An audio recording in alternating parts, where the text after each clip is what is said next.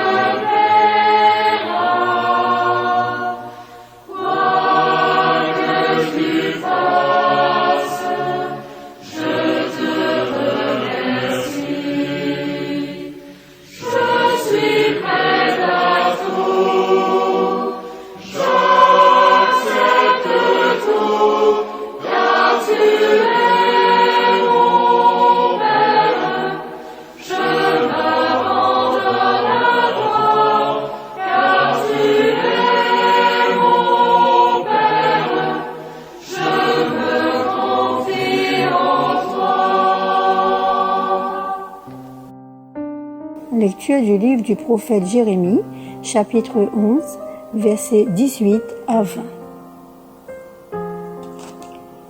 Le Seigneur m'a informé et je suis au courant. Il m'a fait voir leur manœuvre. Moi, j'étais comme un agneau docile qu'on mène à l'abattoir, sans me douter qu'il projetait quelque chose contre moi. Il disait, « Détruisons l'arbre en pleine force, supprimons-le du monde des vivants, et que personne ne se souvienne qu'il a existé. » Mais toi, Seigneur de l'univers, toi qui juges avec justice, qui scrutes les reins et les cœurs, je pourrai voir la revanche que tu prendras sur eux, car c'est à toi que je confie ma cause. Parole du Seigneur. Aujourd'hui, la séquence sera différente des autres fois puisque, à l'exemple des commentaires de « Je prie en chemin », j'aimerais vous entraîner avec moi, sous l'action de l'Esprit Saint, à entrer dans la réflexion ou la prière pendant quelques secondes afin d'approfondir notre foi en Dieu, notre Seigneur. Le prophète Jérémie est dans la tourmente, comme il nous arrive souvent de l'être. Il crie vers le Seigneur de l'univers, car c'est à toi que j'ai remis ma cause. Il a une confiance aveugle en Dieu, qui scrute les cœurs et les reins. À notre tour maintenant, faisons mémoire d'un ou de plusieurs faits tragiques de notre vie où nous avons imploré le secours de Dieu et il nous a répondu.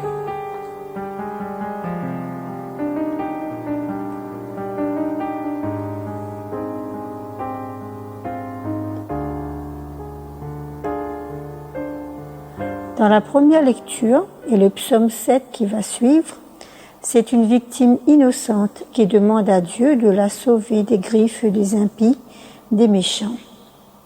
Présentons avec confiance au Seigneur ces frères et sœurs que nous connaissons, dans notre famille, dans notre quartier, dans notre église, dans notre milieu professionnel, parmi les jeunes, etc., qui sont les souffres-douleurs des autres et qui ne veulent pas répondre par la violence et le mal.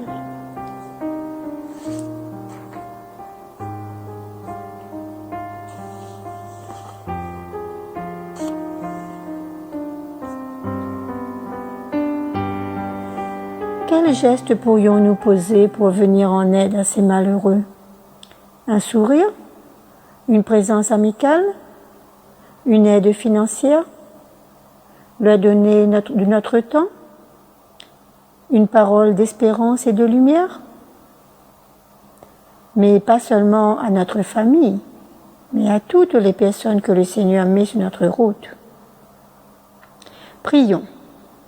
Par l'intercession de Saint Joseph, dont c'était la fête hier, et que le pape nous invite à prier tout au long de cette année 2021 pour les familles. Seigneur mon Dieu, je te confie les personnes qui ont le plus besoin de ta force, spécialement les malades et les frères et sœurs de notre groupe Jésus est mon guide, ainsi que cette personne qui est en train de m'écouter en ce moment. Bénis-les tous, Seigneur. Amen. Maintenant, je vais vous chanter le psaume 7. Seigneur mon Dieu, tu es mon refuge. Seigneur mon Dieu, tu es mon refuge. On me poursuit, sauve-moi, délivre-moi. Sinon ils vont m'égorger tous ces fauves, me déchirer sans que personne me délivre. Seigneur mon Dieu, tu es mon refuge.